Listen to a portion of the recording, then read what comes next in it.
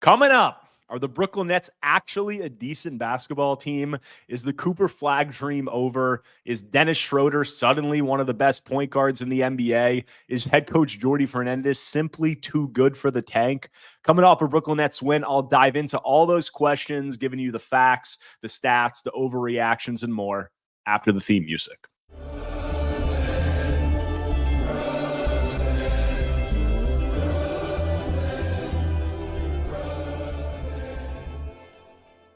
What is up, Nets world? We're back here on the Believe in Nets podcast on the Believe Podcast Network. As always, I'm your host, Erik Slater, Brooklyn Nets beat reporter for ClutchPoints.com. And again, if you do not already, stop what you're doing and please go to subscribe to Believe in Nets on all streaming platforms. Hit up Apple Podcasts, Spotify. Go to my YouTube channel at Erik Slater NBA, where I'll be posting all of these podcasts, as well as interview clips, highlights, analysis, film breakdowns, all of it. Go there, subscribe, comment on this video, leave a like if you enjoyed it. I really appreciate that. It goes a long way. But we are here to recap another Brooklyn Nets upset win last night, 119-106 over the Memphis Grizzlies on the road. The Nets playing on a back end of a back-to-back in this one without Nick Claxton. I think they were 11.5-point underdogs, and they really just dominated this game from the jump. And this brings them to 2-3 on the season, and the panic bells might be starting to ring amongst some of the Nets fan base who was really hoping for a tank, because this team's playing pretty good basketball right now. Like, they look like a pretty functional basketball team with some decent players up and down the roster. And like, this was, I think everybody expected the Nets to be very bad this year. That was evident in their win total. It was 18.5 or 19 wins. Probably the lowest, I think the lowest they've had in 30 years. And I think a lot of that projection was rooted in the fact that people thought, or people expect, that they're going to trade veterans and other players as the season goes on. But I was talking about this entering the year and recently, and I was going over it with a fellow reporter who covers the Nets and just saying, you know, if you look up and down this Nets roster, like, they have good basketball players. Like, they have functional basketball players. Are they great? No, like, they don't have the guy. But if you look at the 1 through 10, 1 through 11 guys who are playing in this Nets rotation, there really isn't a guy who you look at and go like, oof, yikes. Like, that guy would have no shot in a lot of NBA rotations. Like, they have players who are either right now guys who would be in rotations on decent and good teams, or they have guys who are working their way there and hopefully could be, you know, in the next year, 2 years, 3 years. So they're a team filled with some talent. Like, they have talent, and they're 2-3 on the year right now.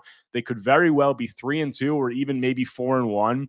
And, you know, one guy has really been at the center of this, you know, this team performing over expectations to start the year. And that is obviously Dennis Schroder, who, you know, came into this game last night and looked like a game that had John Morant and Jaren Jackson Jr. and some other guys on the floor. He looked like the best player on the floor by 9 miles. It wasn't even close. 33 points, 8 assists, 2 turnovers, 11 of 14 field goals, 6 of 9 from 3, 5 of 5 from the free throw line. And Dennis, you know, he's obviously had, you know, he's been a good, capable point guard throughout his career, but he's been a guy who hasn't been able to find a home during the latter half of his career after, you know, spending the first portion with the Atlanta Hawks. Over the last 7 seasons, Dennis Schroder has changed NBA teams 7 times. You know, he turned down a big contract from the Lakers in that process, but he has moved on several times. Teams have traded him several times. Yet this year, early on, not an exaggeration to say he's played like the best point guard in the NBA through 5 games. Obviously a small sample size, but early on, this is what we've seen from Dennis Schroder. He's averaging 24.5 points, 8.2 assists, and 2.8 turnovers on 55, 55, 87 shooting splits. That is elite basketball by every metric. Anything that he's doing it at a very, very high level. And that doesn't even account for the defense he's played and the 2 wins that the Nets have had. They played very high-level defense. They forced 18 turnovers against Milwaukee Bucks. They forced 23 turnovers last night against the Memphis Grizzlies. And Dennis Schroder's point of attack defense, his full court pressure, was at the center of a lot of those efforts. So he's playing really well right now. You know, more numbers for you guys just to like underscore how elite this start has been. I said this yesterday, but I got to say it again because it's a pretty incredible stat. Schroder and Nikola Jokic, only players averaging over 20 points and 8 assists on 40% shooting. Schroder's one of 5 players averaging over 8 assists per game this season. That's Jokic, him, James Harden, Trae Young, and Ja Morant. Of the group, he ranks second in assist to turnover ratio behind only Jokic. He's taking care of the ball. He's facilitating and scoring at an elite level while not turning it over. And, the reason that entering the season, I thought that, Dennis was just obviously a unique player on this team is because he's one of the only guys on the team who could run pick and roll, score from 3 levels, and facilitate. It's something I said on my last podcast. And if you watched him last night in this game, he was doing all of those things at an elite level. Like he was really just toying with the Memphis Grizzlies. The Grizzlies from the tip had 0 answers for Dennis Schroder. Now, Marcus Smart got hurt early in the game and had an ankle injury and didn't return, so that really hurt them. But other than that, they had nothing. They could not do anything to slow him down. Schroder, he's been deadly operating in the pick and roll so far this season. He's scoring 1.14 points per possession as a pick and roll ball handler. That ranks 4th in the NBA among 23 players to run the play over 30 times. The only players ahead of him are Damian Lillard, Darius Garland, and Jaylen Brunson. So obviously in very good company there. And, I thought that Schroder gave a really interesting quote after the win because, obviously entering the season, he was one of the top players at the Olympics this summer, and he's always been regarded as one of the best FIBA players. He led Germany to a medal in the FIBA World Cup last summer before the Olympics, and he's just always been a very high-level player in that regard, and he's always been a guy who's been capable of carrying teams somewhat as a high-usage ball handler in those settings. And he said after this Memphis game that Jordi Fernandez's style, which has been up-tempo, pressure defense, shooting a lot of threes, that's reminded him of how he played over the summer. And this is what he said. He said, "This is how Jordy wants to play. We want to play fast. It reminds me of summer basketball a little bit. He wants to play fast, shoot a lot of threes, compete on the defensive end, pressure full court, and everybody's competing, everybody's having fun, and that's going to get us wins." And so far, it's gotten the Nets wins. Whether fans have wanted them or not, it's gotten wins. And, the question is naturally becoming among some fans, is Dennis Schroder too good for the tank? Is he too good? Is Jordi Fernandez too good of a head coach for the tank? Does this team have too high of a floor to set themselves up to be either the worst team in the NBA or have one of those, top 14.7% odds of 3 teams get to get a shot at Cooper Flag in next year's draft? And, I would like to quell it a little bit because the reason that I would say you don't need to worry too much about Schroder ruining the Nets' tank, the number one reason is they can simply trade him. They can trade him if they want to. Like, they could get rid of him anytime they want. I'm sure they could find a deal that would be, while they might maximize their return by waiting to the deadline where teams get more, desperate and have a little bit more of an idea of where they are. They can trade those free agents, as I've noted several times. The guys who signed this past summer can't be traded until January 15th, but the Nets could find a deal if they wanted to, I'm sure. And, that's the number one reason not to be too worried about it. But the other reason is, Schroder has just been unconscious from 3 so far. That's the biggest surprise during his hot start. He's shooting 55% from 3 on 7.5 attempts per game. And he's not a guy who's been a high-level three-point shooter throughout his career. He was a 34% three-point shooter over 11 seasons entering the year. So that is a big part of this hot start. And while he's doing a lot of other things really great in terms of facilitating, playing defense, getting to the rim, like he was getting to the rim at will last night, he's been shooting really, really elite from 3 on high volume. And that's just something historically, it tells us that he's going to regress because this just isn't who he's been as a three-point shooter throughout his career. And that career is not a small sample size. It's 11 years in the NBA prior to this. So that's a reason that I wouldn't be too worried about Schroder ruining the tank. But I do understand maybe some Nets fans who have some concerns. Now, a little bit of a silver lining that I will give you is last night's the Wizards won, the Pistons won, and I think even the Bulls won too. So all the tanking teams won last night. So the Nets aren't, losing pace. And look, we're 5 games into an 82-game season. So this stuff is obviously, this is a long run. We've seen teams go into very clear, blatant tanking mode. Notably the Portland Trailblazers have done it in recent years down the stretch of seasons where they're literally just resting everybody. So the Nets will have ways to tank, but, still, They're 2-3, and it is not an exaggeration. I think that there is zero doubt that if you remove Dennis Schroder from this equation, they're 0-4, and I don't even think they're close to picking up a win because he has been, the common denominator in these two wins, the controlling factor, the guy who set up this whole team, the guy who's calmed it down. Cam Thomas had a really good second half against Milwaukee in that win, but wasn't so great yesterday. And, Dennis has been the guy. He's been the guy that's done it for the Nets. He's been the guy that set it up. And, the other guy, I'll talk about another player, but Jordi Fernandez he just has his team playing very hard and playing very functional basketball on both ends right now. They know what they're doing defensively. They pressure. They're committed and bought into this philosophy, this identity that he's trying to push that I spoke about on my last episode. And also offensively, this is a team that knows how to play. Like, they know how to play. They move the ball. There's constant movement amongst everybody. They're running high pick and roll, obviously, with Dennis a lot, but they're getting into their other sets. Their Chicago, their Zoom sets. The ball's popping. Guys don't stand still. There's not a lot of stagnation. And it's an offense that honestly looks good. I mean, let me pull up the ranking. I don't know off the top of my head, but they're playing at a level where I would not be surprised at all if they're one of the better offenses in the league. Let me pull it up right here.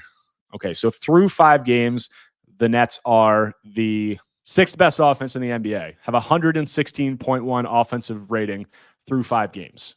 A lot of that obviously is Dennis Schroder. Cam Thomas through the first 3 games had, posted really, really high level performances. But a lot of it's also Jordi Fernandez and the way this team's playing because they're taking and making a lot of threes as well. I mean, 3-point rate is a big thing in the NBA. Let's see where they're at in terms of 3-point attempts. Nets are fifth in the league in 3-point attempts. They're shooting 37.6%. 5th in 3-point attempts, 6th in 3-pointers made. So there you go. They're playing a way that Jordi Fernandez wants them to play, and that I just told you guys in the Dennis Schroder quote before this, which is up-tempo, pressure defense, running and gunning, taking a lot of threes. And, right now the offense looks good in transition and in the half court. So, as I said, they can trade Dennis. They can do all those things. His 3-point shooting is going to cool off. I wouldn't worry about this ruining the tank. But we're talking about Jordi Fernandez.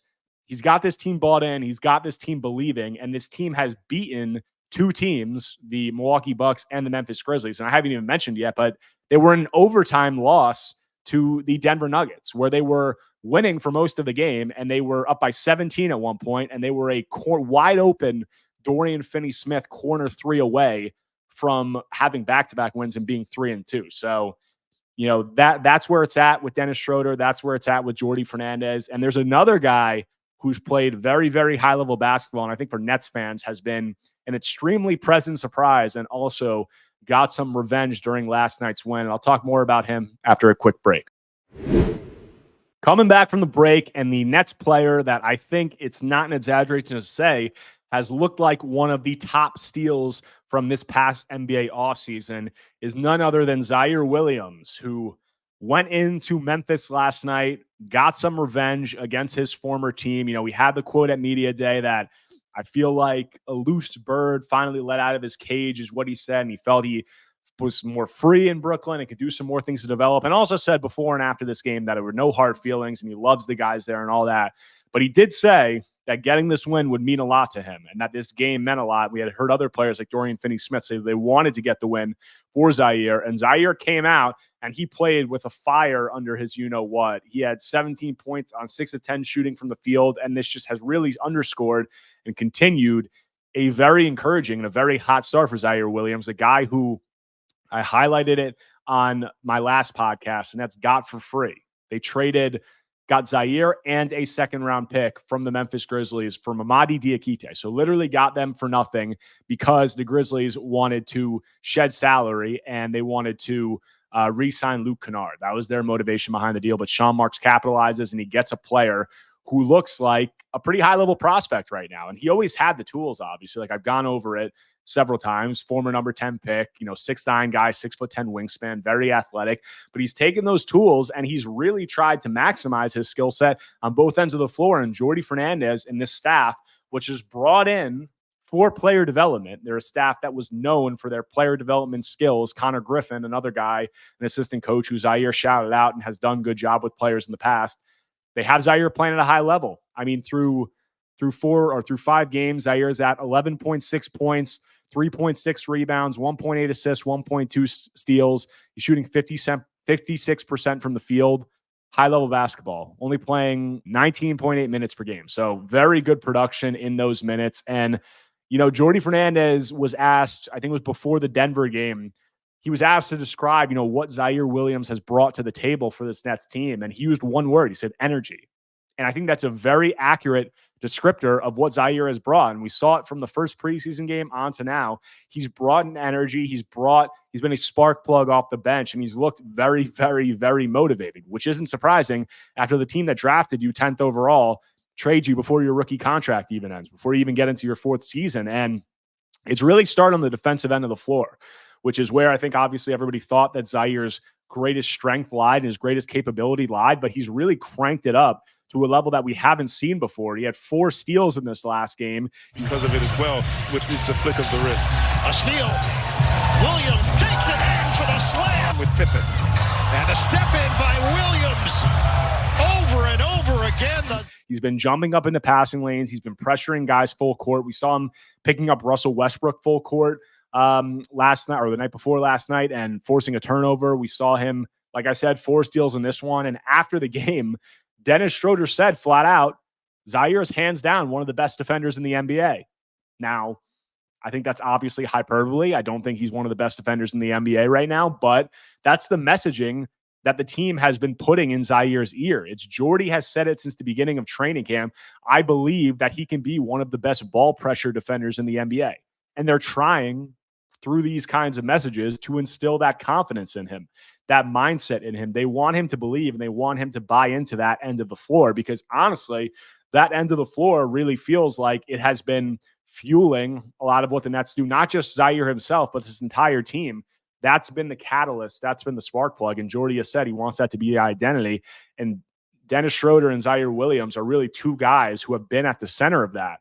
And then you want to talk about Zaire's offense. I mean, a lot of concerns, most of the concerns surrounding his game centered on his offensive deficiencies during 3 seasons with Memphis. Shot 30% from 3, couldn't really create off the dribble. And I think that it was always going to start with his three-point stroke because he is a 3-and-D type player. Like that's the role that he's going to play in the NBA long term. And the 3-point stroke, it's looked very solid so far. I mean, he was only 1 of 4 last night, but he's 9 of 16 on the season so far. So decent volume there. And he's shooting it well, and he's looked very comfortable taking them. A lot of these have been quick trigger movement threes. The 3 that he hit yesterday was a relocation 3 to the corner with a guy in his airspace, knocked it down. We saw him hit several relocation 3s against Denver. We saw him hit a few where it's Jaylen Wilson, a lot of other Nets, and a lot of people in the NBA in general like to take the shot where it's off the dribble handoff and the guy tries to kind of work under or is indecisive and you just stop and pop. And Zaire's taken that shot several times and he's looked very comfortable taking it. And that's kind of a revelation for a guy who, hasn't looked like a competent or even a decent 3-point shooter throughout his NBA career. And I asked Ziaire about it after the Denver loss because he shot 4 of 5 from 3 in that one. And I said, Ziaire, you were not a good 3-point shooter in Memphis. You shot 30% from 3 and you've looked very comfortable and you've been shooting at a really high level since coming to the NBA. And he credited a mechanical change, a slight mechanical change. He didn't say he changed too much, but he pretty much said that he worked with a shooting coach with the Grizzlies who taught him how to hop into his shot instead of taking a 1-2. And that's allowed him to get a lot more momentum and a lot more flow into his shot. And then he credited some of his offseason, his trainers from the offseason that he works with, and then also Connor Griffin, a guy I just touched on, and the rest of the Nets player development staff. And Zaire's shooting with confidence. He seems like a guy who is happy with where he's at, obviously. He seems like a guy who's bought in on both ends of the floor. And he seems like a guy, I said it last podcast, but the Nets didn't lock in on a rookie scale extension. He's in the final year of his rookie contract now, but he's a guy that they're probably going to look to extend if he keeps playing like this, and they should be able to get him, given that this is only 1 season of him playing like this, on a pretty reasonable number, and a guy who can be that extended flyer and can be a guy at only 23 years old who they can try to look to carry over into this next phase of the rebuild. So that's a really exciting development for Ziaire Williams, and he was fired up last night to get a win over his former team, the team that traded him, as I said, before even the end of his rookie contract. after using a lottery pick on him. So, good stuff from Ziaire Williams and Dennis Schroder, a pairing that has really fueled the Nets during their last 3 games and have really seemed like they have bought in and been at the center of what Jordi Fernandez wants to do. So, 2 guys to watch and 2 guys who I think are elevating this team's floor right now. Some other quick hits that I want to make before getting out of here. Got to talk about Cam Thomas, obviously, a guy who in these last 2 games, I think had his 2 worst performances of the season so far, which we're only 5 games in. He had a very high level first 3 games, but against Denver, 26 points, 8 of 22 from the field, 3 assists. Against Memphis, 19 points, 2 assists, 4 of 12 from the field. He's only 2 of 14 from 3 over his last 2 games, but a silver lining, if you're looking at Cam's last 4 games, he's taken 38 free throws and he's converted on 36 of them. So 36 of 38 from the free throw line. And that is some very high level volume. He's getting to the rim. He's drawing fouls, something that he's had a reputation for doing, but something he thought he didn't get a lot of calls earlier in his career. And he seems like he's getting those calls a little bit more now. Could have gotten probably a few more during the Denver game, but that is a nice, fact, a nice bright spot that could elevate his floor as a scorer. But, looking at the way that he played outside of that in these games, I still think that I said it on my last podcast, but there is room, in terms of the playmaking department, in terms of the shot diet, the decision-making, where he's taking his shots. I think you can improve in both of those areas. He had, I think he had a lot of potential assists in that Denver game. Jordi Fernandez said he was going to have to go back to look at the tape, and I did look at the tape. He had a lot of potential assists, but there were some possessions down the stretch in this game, and he hit 2 shots that were just amazing. 1 shot to put the Nets up, I think to put the Nets up 3 in the final minute of this Denver game, which was like he drove, got cut off, passed it out, got the ball back, drove baseline, end of the shot clock, did like a half kind of Kobe half spin turnaround, quick, mid-range jumper and knocked it down. Unbelievable shot. And Cam has pure scoring ability. We've talked about it for 3 years now that few other players in the NBA have. But there were some plays down the stretch of this Denver game where the Nuggets are sending double teams at him because Michael Malone's a smart coach and he knows that Cam's a shoot first guy and the most dangerous guy that the Nets have in terms of shot creation offensively. Although Dennis Schroder has had something to say about this in these first 5 games, but he sent double teams at Cam.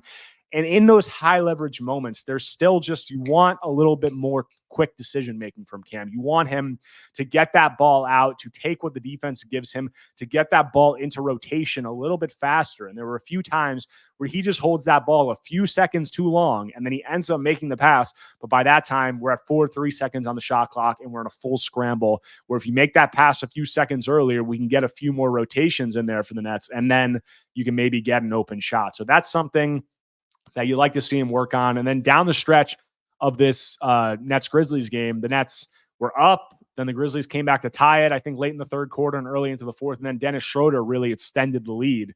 And there were a few shots down the stretch of this game where Cam, you'd like a little bit better feel for the situation in terms of, they're up by 7, 8, 9 points with a few minutes left, taking early shot clock, step back threes, driving into a few people, when you could probably be working the clock, getting the ball moved a little bit, getting a better shot in those situations. And a few of those turned into transition baskets the other way.